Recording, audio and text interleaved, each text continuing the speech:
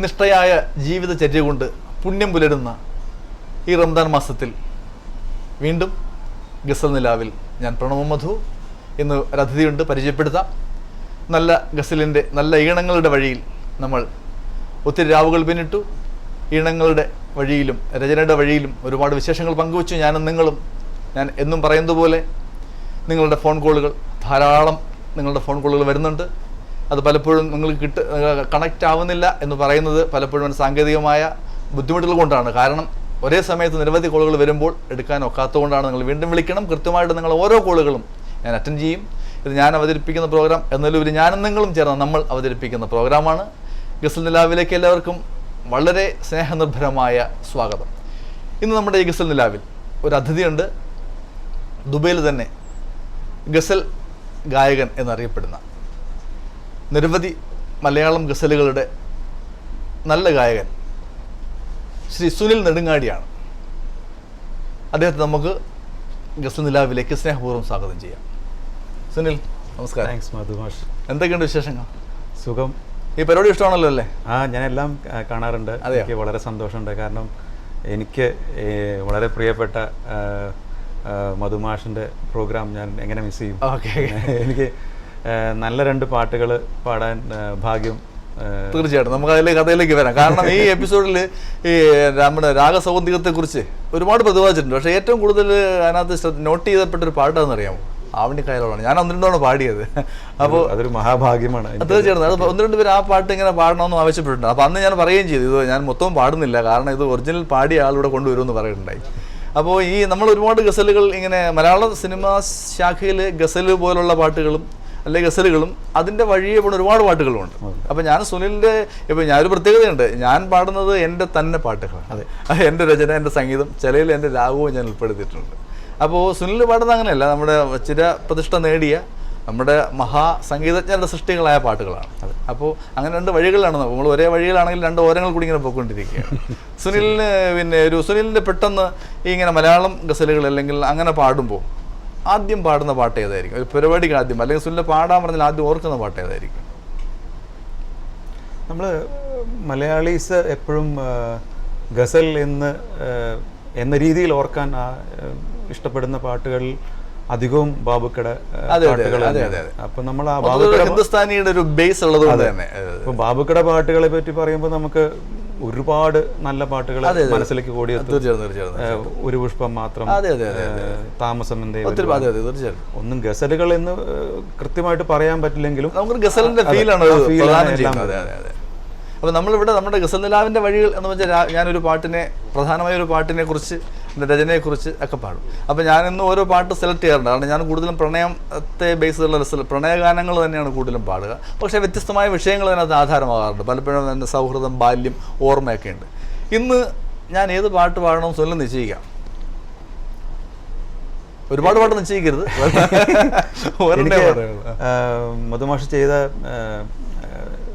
രാഗസൗഗന്ധികൾ തന്നെ അതിൽ വളരെ നൊസ്റ്റാൾജിക് ആയിട്ടുള്ളൊരു സോങ് നമ്മുടെയൊക്കെ സുഹൃത്തായ റഫീഖാണ് പാടിയിരിക്കുന്നത്. റഷീദാണ് പാടിയിരിക്കുന്നത്. ലാലു പിള്ളയാണ് രചന. വളരെ വേണ്ടപ്പെട്ടവരാണ് രണ്ടുപേരും. അത് അതിന്റെ കമ്പോസിങ് സ്റ്റൈല് വളരെയധികം ഇഷ്ടപ്പെട്ട ഒരു എനിക്കാണ്. അതെ, സംശയമില്ല. അത് കമ്പോസിങ് സ്റ്റൈൽ വളരെ നന്നായിട്ടുണ്ട്. കാരണം അത് ഇൻസ്ട്രുമെന്റ് ഇല്ലാതെ തന്നെ അത് നമുക്ക് പാടാൻ തോന്നുന്ന രീതിയിലുള്ള ഒരു കമ്പോസിങ്, വളരെ ഫ്രീ ആയിട്ടുള്ള ഒരു ഗസൽ ഫീലും കിട്ടുന്നുണ്ട്. എനിക്കറിയാം സുനിൽ പറഞ്ഞു വന്നപ്പോഴേ ഈ പാട്ടിലേക്കാണെന്ന് പറയാം. അപ്പൊ ആ പാട്ടിലേക്ക് പോകുന്നതിന് മുമ്പ് അതിനെക്കുറിച്ച് ഒന്നും കാര്യങ്ങൾ പറഞ്ഞില്ലെങ്കിൽ അത് ശരിയാവില്ല. ഓർമ്മതൻ എന്നാ തുടങ്ങണേ. ഈ പാട്ട് ചിട്ടപ്പെടുത്തിയത് ആഭേര രാഗത്തിലാണ്. ആഭേര രാഗം നമ്മുടെ മലയാള സംഗീത ശാഖയിൽ ഇത് ഉപയോഗിക്കാത്ത സംഗീത സംവിധായകരില്ലെന്ന് പറയാം. ആ രാഗത്തിൻ്റെ ഒരു പ്രത്യേക, ആ രാഗത്തിൽ ആര് പാട്ട് ചെയ്താലും പാട്ട് ഹിറ്റാവും. നമ്മുടെ എല്ലാ സംഗീത സംവിധാനം ഓർത്താലും ഒത്തിരി പാട്ടുകൾ കിട്ടും നമുക്ക്. ക്ലാസിക്കലിൽ തന്നെയും പെട്ടെന്ന് ഒരു ആസ്വാദകൻ്റെ ഹൃദയത്തിലേക്ക് സംവദിക്കാൻ പറ്റുന്ന രാഗങ്ങളാണത്. ഇപ്പോൾ നമ്മളിപ്പോൾ ഇപ്പോൾ ഭൈരവിയോ അല്ലെങ്കിൽ കേൾക്കുന്ന പോലൊരു ഫീലല്ല നമുക്ക് ഇത്തരം രാഗങ്ങൾ കേൾക്കുന്നത്. അതൊരു മൈനർ റൂട്ടാണ്. അതുകൊണ്ട് ഇത് പെട്ടെന്ന് സംവദിക്കപ്പെടും.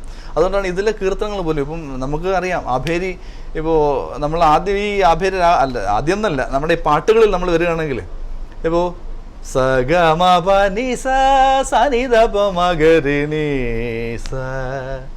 സഗമ പ മപനി ദപ മഗരി സനി സഗമ പനി സനി സഗരി സനി ദപ മഗരി സനി സഗമ പനി സ നി നി സ നി നി സ സനി സഗരി സനി സനി ദപ നി സഗരി സനി ദപ മഗരി സനി സഗമ നകുമോ ഓ മോഹനല്ലേ. ഇങ്ങനെ ആ കീർത്തനം അറിയാത്ത സിനിമാ പാട്ട് പോലും ആൾക്കാർ നെഞ്ചേറ്റിയ പാട്ടാണ്. ത്യാഗരാജസ്വാമിയുടെ കീർത്തനമാണ്. ഇത് ചിത്രം സിനിമയിൽ വന്നപ്പോൾ ഇത് സിനിമ പാട്ടാവുകയും യഥാർത്ഥത്തിൽ നമ്മൾ ക്ലാസിക്കൽ മ്യൂസിക്കിനെ ആൾക്കാർ കുറച്ചുകൂടെ അടുക്കാൻ കാരണം, ഒരു സാധാരണ മലയാളിയിൽ സാധാരണ ആസ്വാദകൻ ക്ലാസിക്കലിലേക്ക് അടുക്കാനുള്ള കാരണം ഒരുപക്ഷെ ഈ പാട്ടിന് ശേഷമാണ് നമുക്ക് ഒരു പഠനം നടത്തുകയാണെങ്കിൽ മനസ്സിലാവും അല്ലേ, അതിന് ശേഷമാണ്. അപ്പോൾ ഈ രാഗത്തിന് സാധ്യത എങ്ങനെയാണ്? ഭയങ്കര കാച്ചിങ് ആണ്. ഇത് സെയിം ആണോ നമ്മുടെ ഭീംപ്ലാസ് ആയിട്ട് എന്തെങ്കിലും? അതെ, ഹിന്ദുസ്ഥാനിൽ അങ്ങനെ പറഞ്ഞല്ലോ. അതെ അതെ, നല്ല ഇത് അങ്ങോട്ട് പോകുമ്പോൾ സഗമ, ഇത് ഖരടപ്പയുടെ ജന്യമാണ്. സഗമ പനി സനി ദപ മഗരി സ. പക്ഷെ അതിനകത്ത് ആ നീ കൊണ്ട് വരുമ്പോഴാണ് സനി ദപ മഗരി നീ സ.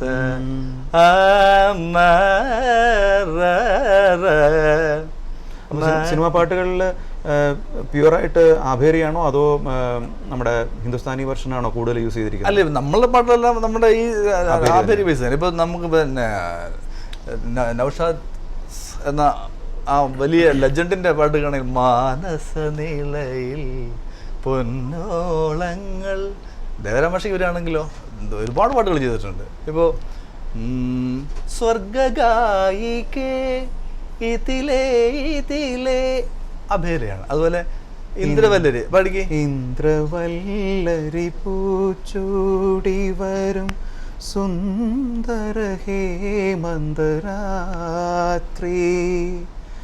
എന്നെ നിന്മാറിലെ വനമാലയിലെ മന്ദാരമലരാക്കൂ ഇവിടം വൃന്ദാവനമാക്കൂ. ഹൃദയ സരസിലെ പ്രണയ പുഷ്പമേ. അപ്പോൾ ഇതിനകത്തൊക്കെ ആഭ്യന്തരം നിറഞ്ഞിരിക്കുകയാണ്. ഈ പാട്ടുകളൊക്കെ തന്നെ ഓരോ പാട്ട് ആസ്വദിക്കാൻ ചോദിച്ചാൽ അവർക്ക് ഇഷ്ടപ്പെട്ട പാട്ടുകൾ ഒന്നായിട്ട് തന്നെ വരും. അതെ, അതുപോലെ എം കെ ജയമാഷിൻ്റെ പാട്ടിന് ഉണ്ട് ഒരെണ്ണം തന്നെ, കുയിലിന്റെ മണിനാദം കേട്ടു കാട്ടിൽ കുതിരക്കുളമ്പടി കേട്ടു. അതുപോലെ ഈ സന്ദർഭത്തിന്റെ കുറച്ചുകൂടെ അനുയോജ്യമായ ഒരു പാട്ടാണ് ബാബുക്കയുടെ താമരക്കുമ്പിളിലും ഉണ്ട്. താമരക്കുമ്പിളല്ലോ മമ ഹൃദയം. അതെ, അല്ലാവിൻ കാരുണ്യമില്ലെങ്കിൽ ഭൂവിൽ എല്ലാരും എല്ലാരും എത്തി മുകൾ. അല്ലാവിൻ കാരുണ്യമില്ലെങ്കിൽ ഭൂമിയിൽ എല്ലാരും എല്ലാരും എത്തി മുകൾ. എല്ലാരും എല്ലാരും എത്തി മുകൾ. അത് ഈ തരുണത്തിൽ വളരെ അർത്ഥമായിട്ടുള്ള ഒരു നമ്മുടെ. അപ്പൊ ഈ എനിക്ക് തോന്നുന്നു സംഗീത സംവിധായകരൊക്കെ ഈ ആഭേരി ഇങ്ങനെ ഒരു നല്ല പാട്ട് ചെയ്യണം എന്ന് പറയുമ്പോൾ ആദ്യം ആഭേരി പിടിക്കും. അതുപോലെ പാട്ടിന്റെ വിജയം ഉറപ്പിച്ചു. ഇങ്ങനെ വീണ്ടും വരാണ് നമുക്ക് രവീന്ദ്ര മാഷിനുണ്ട് 10 വെളുപ്പിന് മുറ്റ. അത് രവീന്ദ്ര മാഷിന്റെ ഒത്തിരി പാട്ടുകൾ ചെയ്തിട്ടുണ്ട് അതിനകത്ത്. അതുപോലെ പാതിര പുള്ളുണർന്നു പരൽമുല്ല കാടുണർന്നു പാഴ്മുളം കൂട്ടിലെ കാറ്റ്, ജോൺസൺ മാഷിന്റെ പാട്ട്. ആവണി പൊന്നു ഞാലാടിക്കാം നിന്നെ ഞാൻ ഒക്കെ തന്നെ നമ്മൾ ഒരാള് കേട്ടിട്ടില്ല എന്ന് പറയത്തില്ല, ഓ ഇതറിയാം. അപ്പൊ അത് രാഗത്തിന്റെ ഒരു പവറാണ്. പിന്നെ ഈവൻ രമേശ് നാരായൺ സാറും നമ്മുടെ അതേ ശ്രേയ ഘോഷൽ പാടിയത് വളരെ ഹിറ്റാക്കിയിട്ടുണ്ട് അടുത്ത കാലത്ത്. പാടിക്കേ. കണ്ണോട് കണ്ണോട് കണ്ണോരം നോക്കിയിരുന്നാലും കാണാമറയത്ത് ഒളിച്ചാലും കണ്ണിനും കണ്ണായൊരുൾ കണ്ണിൻ തുമ്പത്ത്. അങ്ങനെ പോകുന്നു. നീലമല പൂങ്കുയിലേ നീ കൂടെ പോരുന്നോ നിൻചിരിയാൽ ഞാൻ ഉണർന്നു, നിന്നഴകാൽ ഞാൻ മയങ്ങി. നീലമലപ്പൂങ്കുയിലേ നീ കൂടെ പോരുന്നോ, നിൻചിരിയാൽ ഞാൻ ഉണർന്നു, നിന്നഴകായി ഞാൻ മയങ്ങി. കോലക്കുഴൽ വിളി കേട്ടോ രാധേ ജയിച്ചിട്ടുണ്ട് സംഗീതം. ഇങ്ങനെ നോക്കിയാൽ എല്ലാ നമ്മൾ പഴയ സംഗീത ചക്രവർത്തിമാർ തൊട്ട് ഇങ്ങോട്ട് പുതിയ സംഗീത സംവിധായകർ വരെ. ഞാൻ പെട്ടെന്ന് ആലോചിച്ചത് രാഘവ മാഷ് എന്ത് ലൈറ്റായിട്ടാണ് അതൊരു ഫോക്ക് സ്റ്റൈലിൽ ചെയ്തിരിക്കുന്നത്. അതെ അതെ അതെ. പക്ഷെ ആധാരം ഇത് രാഗമാണ്. അതാണ്. അപ്പോൾ ഈ ഒരു കാര്യം മനസ്സിലായി, അപ്പോൾ പുതിയ രാഗങ്ങൾ തിരഞ്ഞെടുക്കുന്നതിൽ ഒരു പ്രധാന പങ്കുണ്ട്. പക്ഷെ പലരും പല സംഗീത സംവിധാനത്തിൻ്റെയും ഒരു ആധാരശില എന്ന് പറയുന്നത് മുൻകൂർ നിശ്ചയിക്കുന്നതല്ല. ഇപ്പോൾ ഒരുപക്ഷെ ഇത് ദേവമാഷൊക്കെ പറഞ്ഞിട്ടുണ്ട്. ഇപ്പം നമുക്കൊക്കെ തന്നെ നമ്മുടെ ചെറിയ അനുഭവത്തിൽ തന്നെ ഒരിക്കലും നമ്മൾ പാട്ട് ചെയ്തു തീർന്നൊരു രാഗത്തെ അന്വേഷിക്കുന്ന ഒരു അവസ്ഥയുണ്ട്. അതെ. അപ്പോൾ നമ്മൾ പാട്ടിൽ ലിറിക്സ് നമ്മളെ സ്വാധീനിക്കുന്നു. ഇങ്ങനെയൊക്കെ വരുമ്പോഴാണ് നമ്മൾ പുതിയ തലമുറയിലെ പാട്ടുകളെ കുറിച്ച് രണ്ടഭിപ്രായങ്ങളൊക്കെ പറയേണ്ടി വരും. നമുക്ക് അങ്ങോട്ട് പോകണ്ടല്ലേ. അപ്പോൾ പുതിയ തലമുറ ഇതൊക്കെ നമ്മൾ പറഞ്ഞു പോകണം. അതുകൊണ്ടാണ്. അപ്പോൾ ഇത് ഈ രാഗാധിഷ്ഠിതമാണ്. പക്ഷെ അത് സംഭവിക്കുന്നതാണ്. അല്ല നിശ്ചയം എനിക്ക് തോന്നുന്നു ഒരു സംഗീത സംവിധാനം അഭേരി എടുത്ത് അങ്ങോട്ട് വെച്ചിട്ട് ഇതിൽ പാട്ട് ചെയ്യണം എന്നൊരു നിശ്ചയദാർഢ്യത്തിലല്ല. പിന്നെ അങ്ങനെയും വരാം. ഒരു പാട്ട് കിട്ടുമ്പോൾ ഇതിന് ആഭേരി രാഗം മാച്ച്. ഒരു കോളുണ്ട്. ഹലോ, നമസ്കാരം. ഗസൽ നിലാവിലേക്ക് സ്വാഗതം. ആരാണ്? ഹലോ, ഞാൻ ശ്രീകാന്താണ്. ശ്രീകാന്ത്, നമസ്കാരം. എന്തൊക്കെയാണ് ശ്രീകാന്ത് വിശേഷം? ആദ്യമായിട്ടാണോ വിളിക്കുന്നത്? ആദ്യമായിട്ടാണ് വിളിക്കുന്നത്. ശ്രീകാന്ത് പറയൂ, വിശേഷങ്ങൾ പറയൂ. നല്ല സൂപ്പറായിട്ട് പോകുന്നു. നല്ല അടിപൊളി പ്രോഗ്രാം ആണോ? വളരെ സന്തോഷം ശ്രീകാന്ത്. ശ്രീകാന്തിന്റെ എന്താണ് വളരെ നിഷ്കളങ്കമായ ഭാഷയാണ്. വേറെ കൃത്രിമ ഭാഷ ഒന്നും ഉപയോഗിക്കാതെ പറഞ്ഞതിൽ എനിക്ക് ആത്മാർത്ഥം മനസ്സിലാക്കാൻ പറ്റുന്നുണ്ട് കേട്ടോ. അതൊരു ശ്രീകാന്ത് ഇന്ന് എല്ലാ പ്രാവശ്യവും ഞാൻ ഒറ്റയ്ക്കാണ് പ്രോഗ്രാം ചെയ്യുക. ഇന്ന് നമുക്കൊരു അതിഥി കൂടി ഉണ്ട് കേട്ടോ. സുനിൽ നെടുങ്ങാടി എന്ന് പറയും. അപ്പൊ ഗസൽ ഈ മറ്റേ ആൽബത്തിൽ ഒരു പാട്ട് പാടിയിട്ടില്ലായിരുന്നു? ആൽബത്തിൽ 2 പാട്ട് പാടിയിട്ടുണ്ട്. 2 പാട്ട് പാടിയിട്ടുണ്ടല്ലേ? അപ്പൊ ആ പാട്ട് കേട്ട ആളാണ് ശ്രീകാന്ത് അല്ലേ? അത് ഞാൻ കേട്ടായിരുന്നു. ശ്രീകാന്ത് യു എയിൽ എവിടെയാണ്? യുഎഇയില് ജുമേറയിലാണ്. ജുമേറയിലാണ്. ഓക്കെ. അപ്പൊ അവിടുത്തെ ജീവിതമൊക്കെ സുഖമാണല്ലോ ശ്രീകാന്ത് അല്ലേ? സുഖമായിട്ട് പോകുന്നു. അപ്പൊ പ്രോഗ്രാം നല്ല രീതിയിൽ നല്ല ക്ലാസ് ആയിട്ട് പോകുന്നു പ്രോഗ്രാം. വളരെ സന്തോഷം ശ്രീകാന്ത്. ശ്രീകാന്തിന്റെ എനിക്കറിയാം ആത്മാർത്ഥ ഇങ്ങനെ നെടലിച്ച് നിൽക്കുന്നുണ്ട് ആ വാക്കിന്. അതേട്ടോ ശ്രീകാന്ത് അവളെ സിമ്പിളായ ഭാഷയിൽ പറഞ്ഞപ്പോൾ ഉണ്ടല്ലോ വളരെ വളരെ വളരെ ഹൃദയത്തിന് ഒരു പാട്ട് കേൾക്കുന്ന സുഖം തന്നെ തോന്നുന്നുണ്ട്. അപ്പൊ ശ്രീകാന്ത് സ്ഥിരമായിട്ട് പ്രോഗ്രാം കാണണം. കൂട്ടുകാരൊക്കെ കാണാൻ പ്രേരിപ്പിക്കണം, പറയണം. വിളിച്ചാൽ വളരെ സന്തോഷം ശ്രീകാന്ത്. വീണ്ടും വിളിക്കണം കേട്ടോ. Okay, thank you. സുനിൽ, നമ്മുടെ ഒരു ഊർജം എന്ന് പറയുന്നത് ഇതാണ്. അതെ. നമ്മുടെ ഈ ശ്രോതാക്കള് നമ്മുടെ പാട്ടിനെ ഐഡന്റിഫൈ ചെയ്തു. ഏത് കലാകാരന്റെയും അവൻ സൃഷ്ടിയെ അവൻ തിരിച്ചറിയുമ്പോഴാണ് ആ കലാകാരൻ വിജയിക്കുന്നത്. അപ്പൊ ഇവിടെ ഈ സീറ്റിലിരിക്കും പലപ്പോഴും നമ്മുടെ പാട്ടുകളോട് നമ്മളെ അറിയുമ്പോൾ നമുക്ക് കിട്ടുന്ന ഒരു ഭയങ്കര പ്രചോദനമാണ്.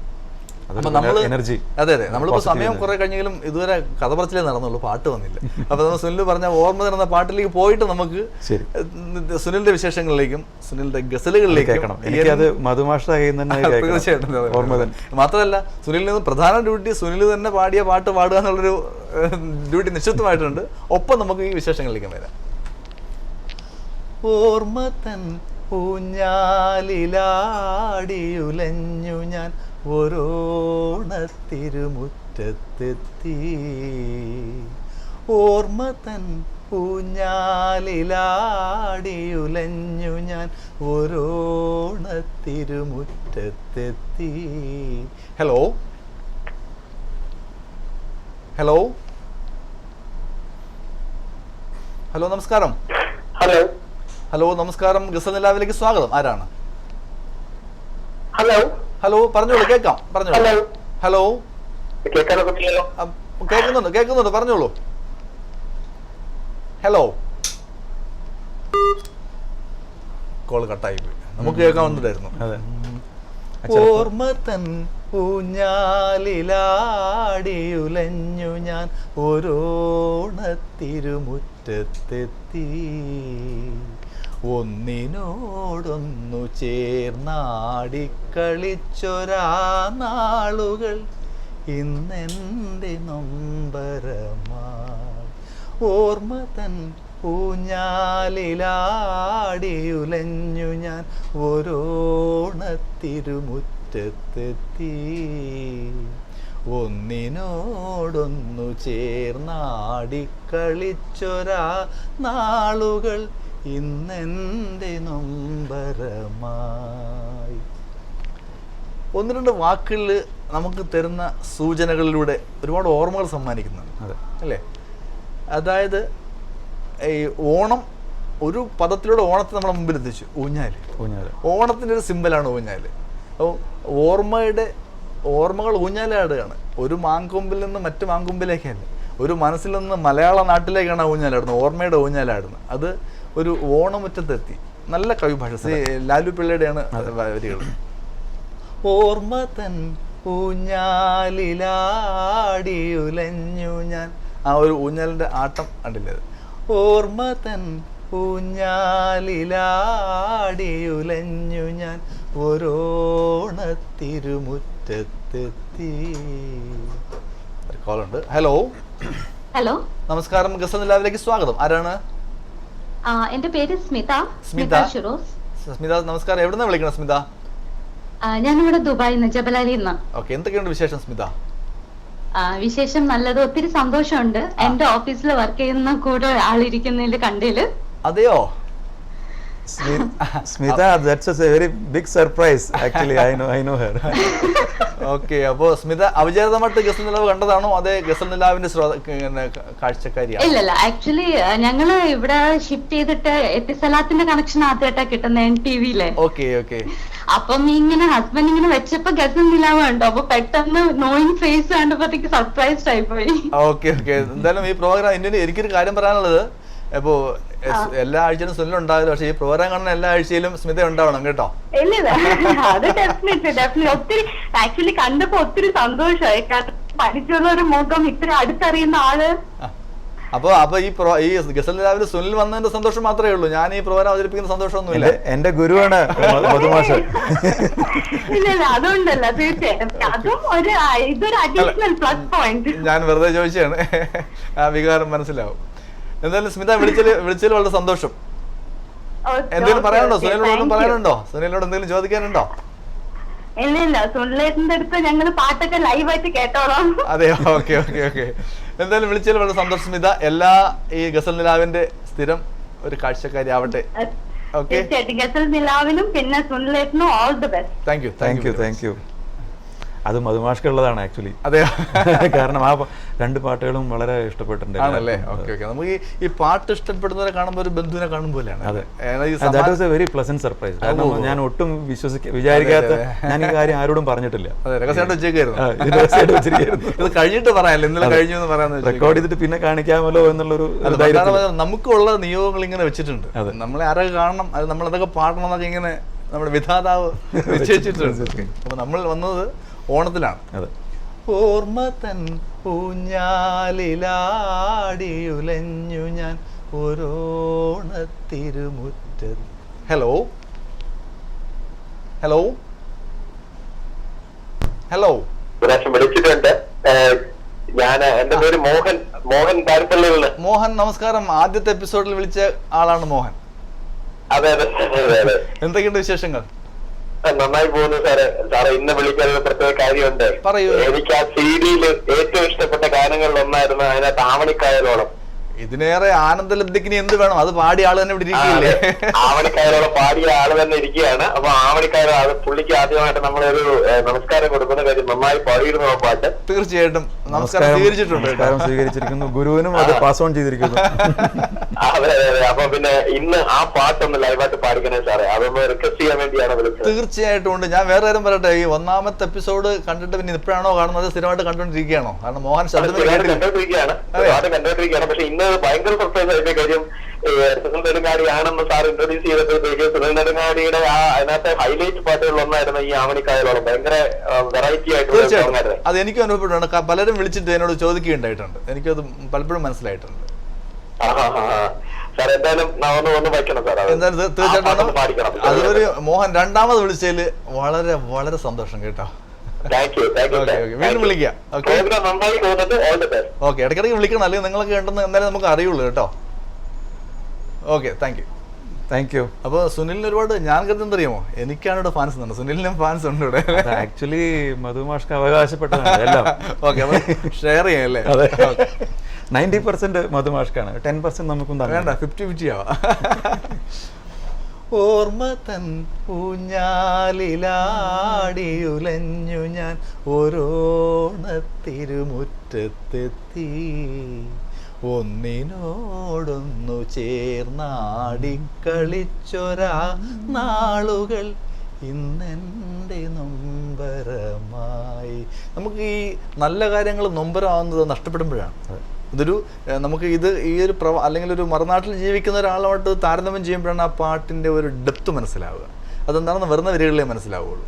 അതെ. അപ്പോൾ വരുന്ന വരികളിൽ പോകുന്നതിന് മുമ്പ് ഞാൻ സുനിലോട് 4 പേര് പാടാൻ പറഞ്ഞിട്ടുണ്ട്. ഏത് പാടും? ഒരു ഗസൽ.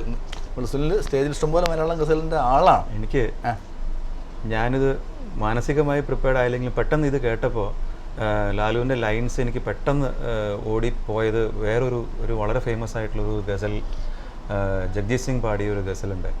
അപ്പം അതിനകത്ത് പറയുന്നത് ദുനിയ ജിസെ കഹത്തി ഹെ, എന്താ അതിൻ്റെ മലയാളത്തിൽ പറയുകയാണെങ്കിൽ അതാണ് എനിക്കിഷ്ടം മലയാളത്തിൽ. ജാദു ക ഖിലോന, അതായത് മാന്ത്രികൻ്റെ ഒരു കളിപ്പാട്ടം പോലെയാണ് ദുനിയ. അത്